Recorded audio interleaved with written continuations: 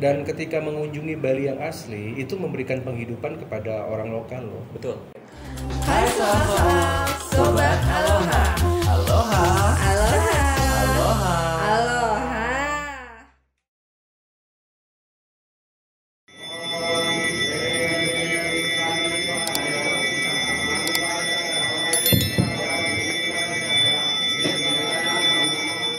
Acara Abhisheka Ratu sejak tahun 2009 silam. Sedangkan dalam kepercayaan jiwa Buddha dan budaya Cina bahwa pelepasan burung dalam kegiatan ritual bermakna simbolis untuk membuang segala jenis karma buruk di masa lalu. Hai soal Sobat Aloha. Aduh, kayaknya kita sedikit jadi bangsawan hari ini, Mak. Di manakah kita? Hari ini kita lagi ada di Istana Mancawarna Tampasiring, Soekarno Center. Nggak bisa ngomong, ini tempat keren, sakral banget. Terus Bersyukur banget ya kita dapat kesempatan untuk kesini, diundang sama Aji Arya Wedakarna ya. untuk mengikuti acara dan seremonialnya sampai ke dalam istana juga. Betul. Ada penyerahan award segala macam tadi juga ya. Ini sebenarnya bentuk apresiasi dari Hindu Dharma. Iya, untuk kayak anak-anak muda, lebih ke anak-anak muda yang nantinya bakal meneruskan perjuangan Bung Karno langsung dari titisan Bung Karno. Iya. Ya kan? Dan kita sekarang lagi ada di Istana Bung Karno di Tampasiring, namanya di Soekarno Center. Nggak ada tulisannya. Di depan ada tulisannya. Ya, ada Soekarno Center. Dan ini semua foto-foto tentang Bung Karno, keluarga, dan teman-teman, acara-acara kegiatan-kegiatan yang diadakan di Soekarno Center. Jadi setelah atau sebelum Bung Karno meninggal ya. Iya. Nah, jadi barusan kita benar-benar baru selesai ngikutin acara yang di dalam istana. Bentar lagi kita bakalan ada talk show dengan Aji Arya Wedakarna langsung. So stay tune ya.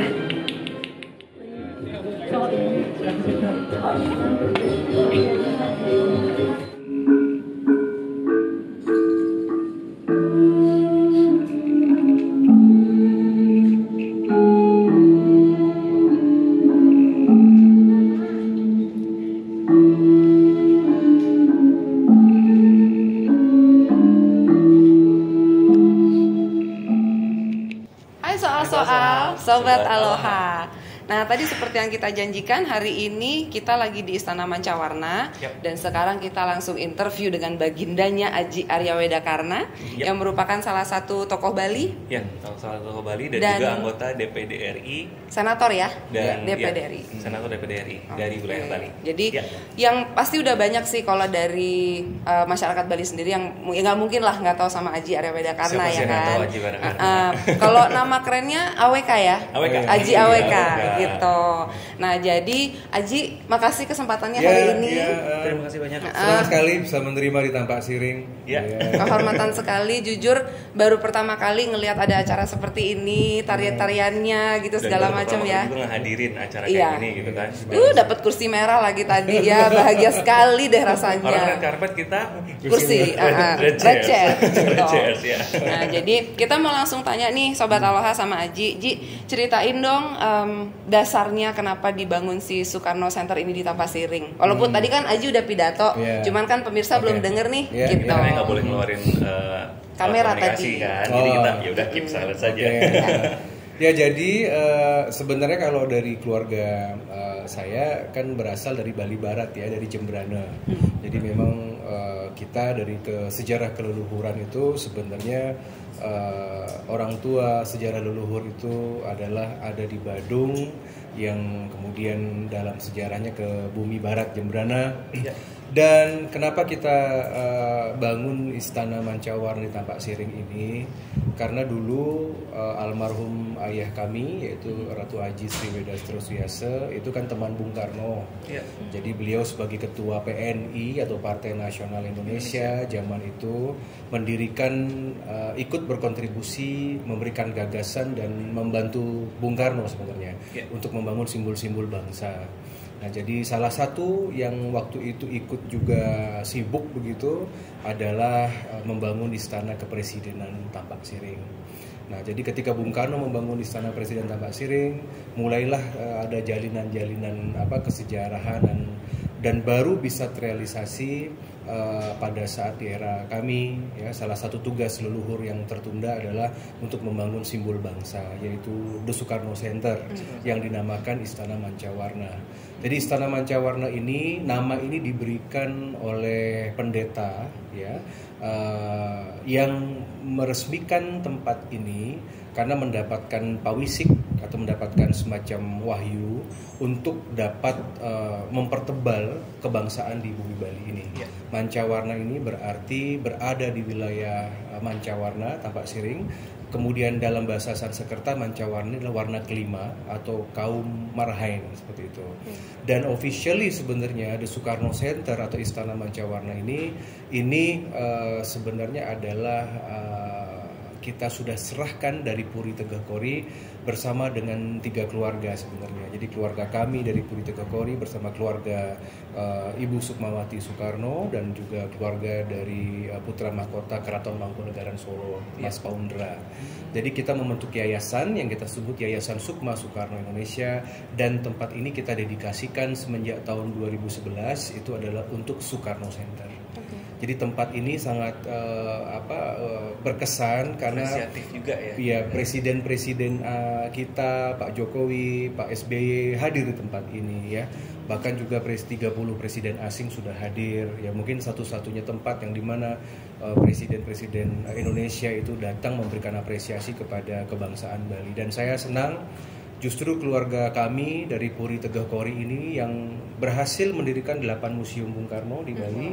Ada di Jembrana, kita sedang bangun juga di Denpasar, ada di Gianyar, akan ada rencana di Buleleng dan seluruh Bali. Termasuk pun ada jalan Dr. Insinyur Soekarno ini juga karena dari Soekarno Center yang memperjuangkan. Jadi itulah sekilas sejarah, dan ini sekarang tempat ini sebenarnya officially juga menjadi kantor saya sebenarnya. Jauh sebelum menjadi pejabat, setiap Sabtu Minggu weekend saya selalu berkantor di sini. Jadi kantornya weekend. Jadi kalau weekdays ada di ibu kota Denpasar, seperti itu, ya. Ya, jadi dan kali ini tempat ini hanya digunakan untuk resepsi-resepsi.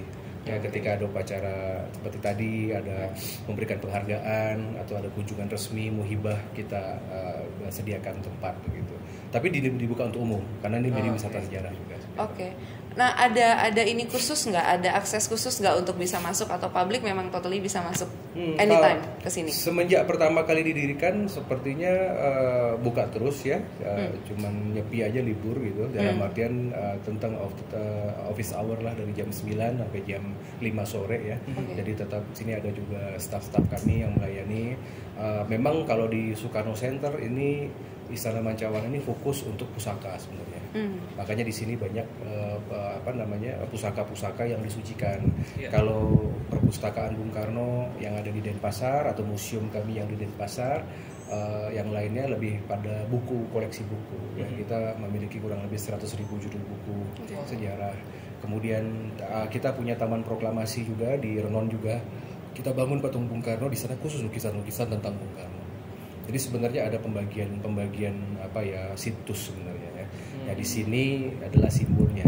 Dan memang jauh sebelum dijadikan Soekarno Center, ya, tempat ini memang dipersembahkan, memang menjadi salah satu simbol istana dari keluarga kami. Jadi kami di Jembrana ada Puri, di Gianyar juga ada, di tempat lain juga ada, seperti itu. Ya, jadi ya itulah peninggalan leluhur sebenarnya yang saya menjalankan saja. Oke. Nah, jadi Sobat Aloha, Istana Mancawarna yang di Tampak Siring ini adalah public tourism juga, ya, untuk budaya ternyata gitu, dan dibuka setiap harinya di office hour. And for free. Yeah. Nah, ada nggak ada nggak keharusan untuk berpakaian rapi dan sopan ke sini, karena kan ya istana kepresidenan lah istilahnya, ya Ji, gitu. Banyak benda pusaka gitu. Jadi biar nggak sembarangan pada pakai buka-bukaan ke sini, gitu loh. Pernah suatu saat sih pernah kita buat strict, ya, misalkan harus membatik gitu, atau minimal dengan berkerah begitu, ya. Cuman nggak efektif karena orang ke Bali kan nggak pakai liburan kan begitu.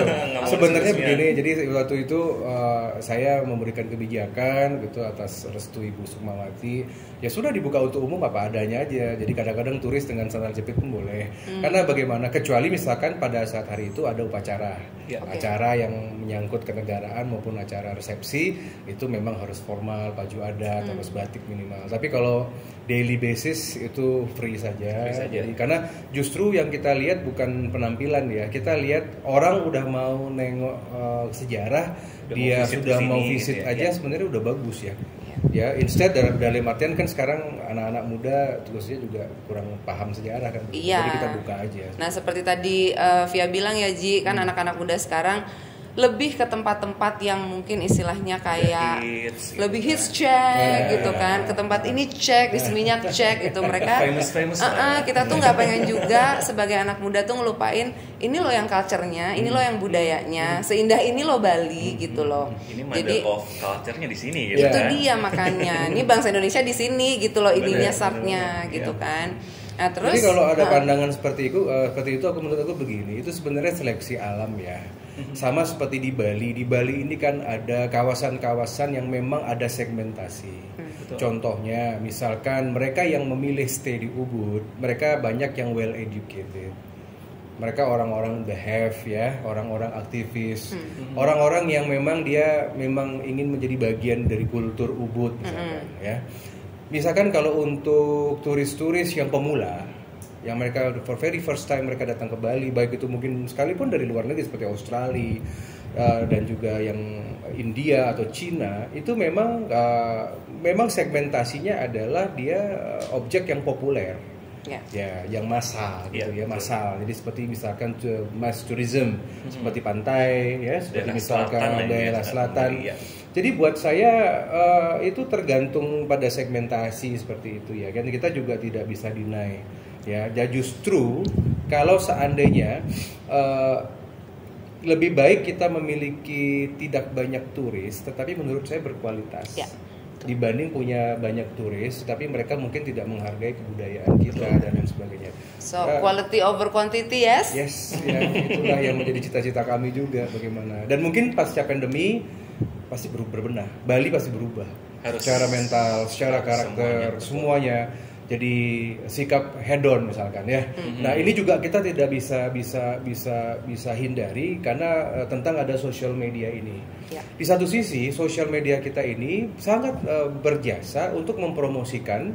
Misalkan seperti ditemukannya air terjun di Desa Munduk misalkan, itu kalau tidak ada suatu sosial media orang nggak akan tahu.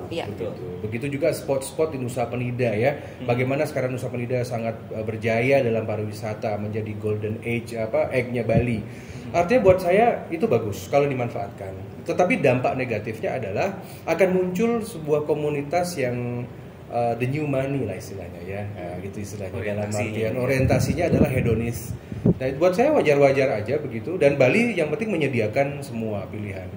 Daripada kalau kita paksa orang tidak kenal kultur, dia dipaksakan datang ke pura atau ke museum, tapi yang ada malah melecehkan kan? Seperti kemarin ada bule Rusia misalkan datang ke pura ke Monkey Forest di Ubud ya, dia membuat video yang viral kan? Yang manjat itu ya? Ada yang manjat, ada yang cebokan, pakai air suci. Kalau buat saya tersegmen ya, dan mungkin sekarang lebih harus waspada aja sebenarnya gitu. Ya kita nggak bisa memaksa kan orang bagaimana. Tapi sebaiknya sih kalau domestik atau ini, ayo kunjungi dong Bali yang asli seperti itu. Itu maksudnya. Kunjungi Bali yang asli dan bisa kita tahu cara kita menghargai budaya dan Balinya itu sendiri gitu. Dan ketika mengunjungi Bali yang asli itu memberikan penghidupan kepada orang lokal loh. Betul. Ya, contohnya misalkan di Pak Siring ini ada Gunung Kawi, ikan di Buleleng itu mungkin ada objek di Pura Kehen. Tapi kalau ini agak mulai berkurang. Terdegradasi karena dan satu sisi memang ini juga masalah di Bali karena masalah kemacetan ya kan gitu. Betul. Dulu sebelum Bali macet, ketika seorang turis itu datang berangkat dari hotel mereka untuk berkeliling Bali jam 8 pagi, mungkin mereka bisa mencapai 5 sampai 6 objek sampai sore. Dulu. Tapi sekarang mungkin hanya 2 atau 3. Itu masalahnya.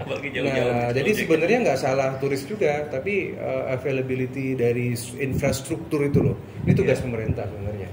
Jangan sampai macet. Catet. Kita titip pesan aja. Biar nggak macet Balinya. Nah, terus Ji mungkin pertanyaan selanjutnya nih, apa sih pesan-pesan Aji nih untuk para terutama sih untuk yang pengunjung ya, bukan hanya yang tinggal di Bali aja. Karena kalau udah di Bali berarti udah residence lah istilahnya. Yang untuk liburan nih gitu, pesan-pesannya menghimbau supaya datang lagi nih ke Bali gitu loh. Karena sebenarnya situasi sekarang itu lagi bagus-bagusnya untuk para turis lokal kesini sih. Kalau domestik lagi banget sih harusnya iya. Jadi dengan ada kebijakan pemerintah terkait dengan masalah vaksin, terkait dengan masalah pembatasan, saya menganggap bahwa nanti akan meledak loh yang di timur ini. Waduh. Ya, dan bisnisnya pun jangan bisnis pariwisata. Amin. Alhamdulillah ya Allah. Mudah-mudahan sukses di tanggal 11 November selanjutnya.